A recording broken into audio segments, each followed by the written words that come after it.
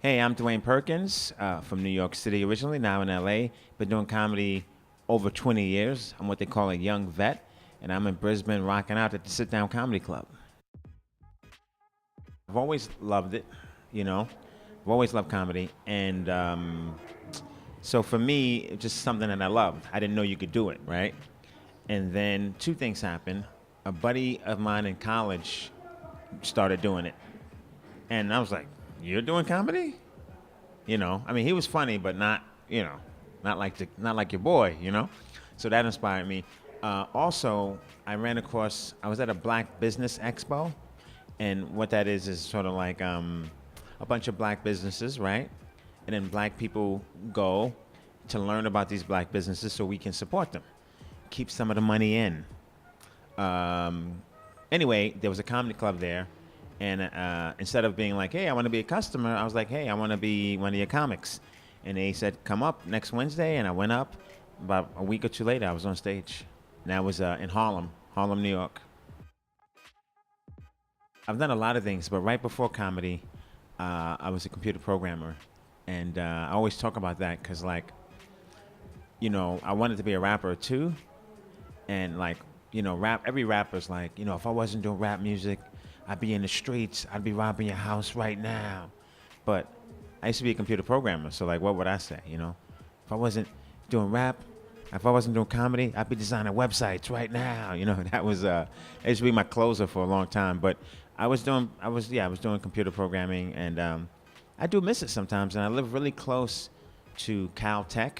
Caltech is the school that's in Big Bang Theory, and every comic we have like people dream of being entertainers, but entertainers we dream of regular jobs.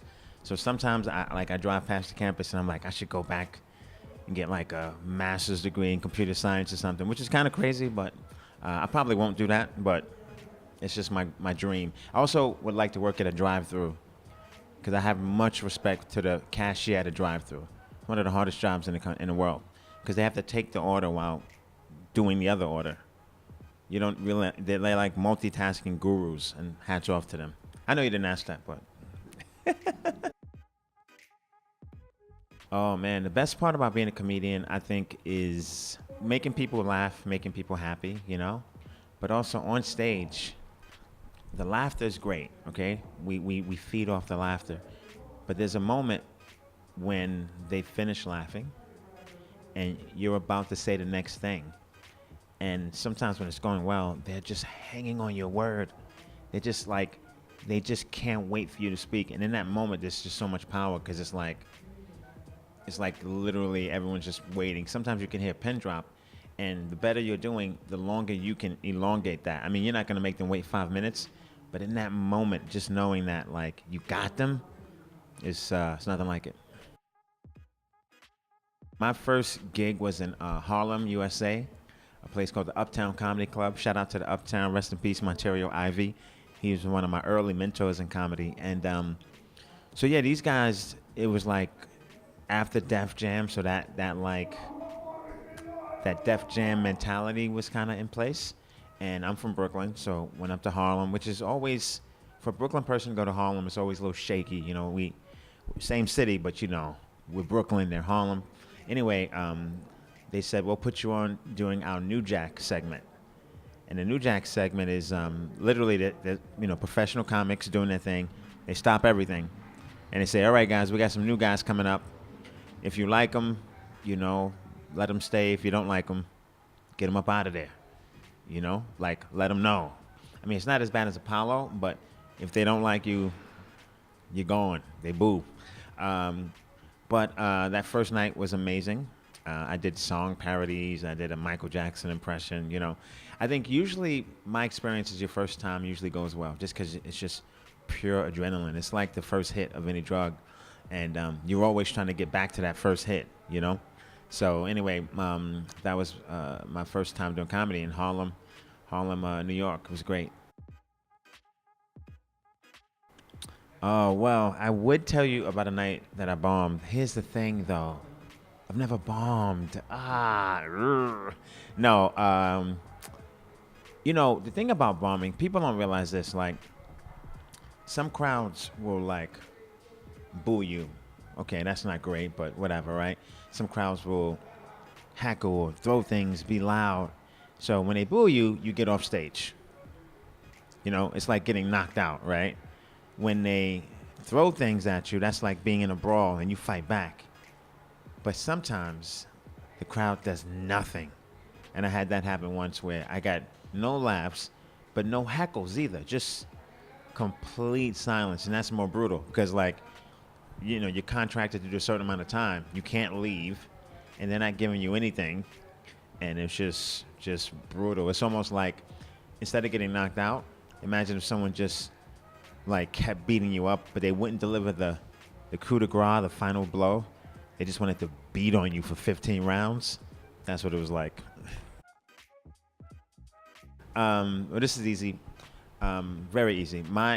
Let's be clear, the greatest comic of all time, I think most comics agree, is Richard Pryor, consensus. But and I would say he's the greatest. But my favorite has always been George Carlin from a quite a young, early age. I think he probably, other than Eddie Murphy, I think he's sort of like inspired me to do it, and it also inspired what I do. And the great thing is that I got a chance to meet him, got a chance to work with him before he passed away. So that was like one of the highlights of my career. Definitely George Carlin, because he's the thinking man's comic, but he wasn't above a fart joke. And I think that's what every comic should be. You can never be above a fart joke. My Netflix special, to tape a special, to self-produce it, and then for it to end up on, you know, what is still, but certainly at the time, 2 years ago, the pinnacle. Even like, you know, low key, Netflix is taking over, right? So that was the highlight, because it's sort of like, there's my special up there with all the other greats. And you know, I've had people email me and tell me, we've watched your special on Netflix 8 times, 5 times, 6 times, and to me, that's the staying power of a special. Like, after you know the joke, but it's still funny, then that means you got something. So I'm just so happy that we captured that. No one can take that away from me. That moment in time, I have it. This is what I did, and yeah. So if I had to stop tomorrow and that was the representation of what I did, I'm happy with that. Great question. I would say how comedy has changed. For the most part, it's changed for the better. But I will say that it's a little too niche now.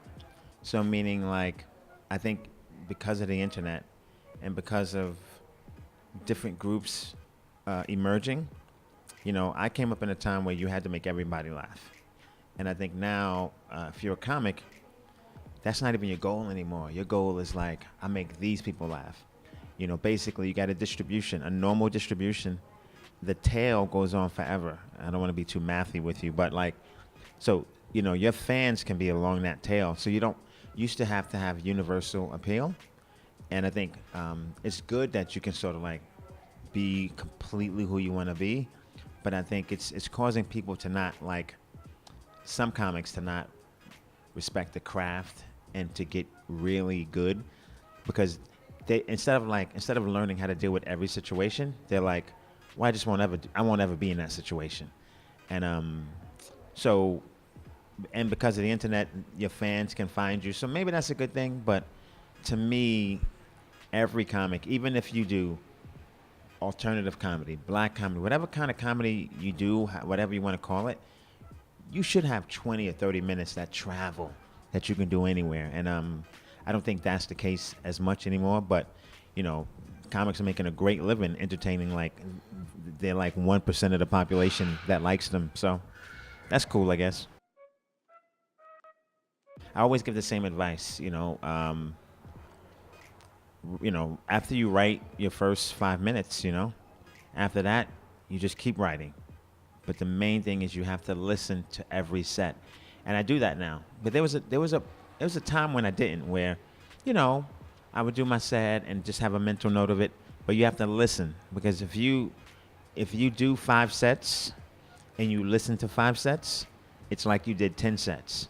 And so you will progress so much faster than everyone else. So that's just if you're already a comic. That's the like super practical advice I can give you. The other advice is always have more fun than the audience. So you can't always kill, but you can always have more fun. So times when I've bombed, it's because I didn't take command of it and say, you know what, whatever you guys are going through, that's cool. I'm gonna have fun.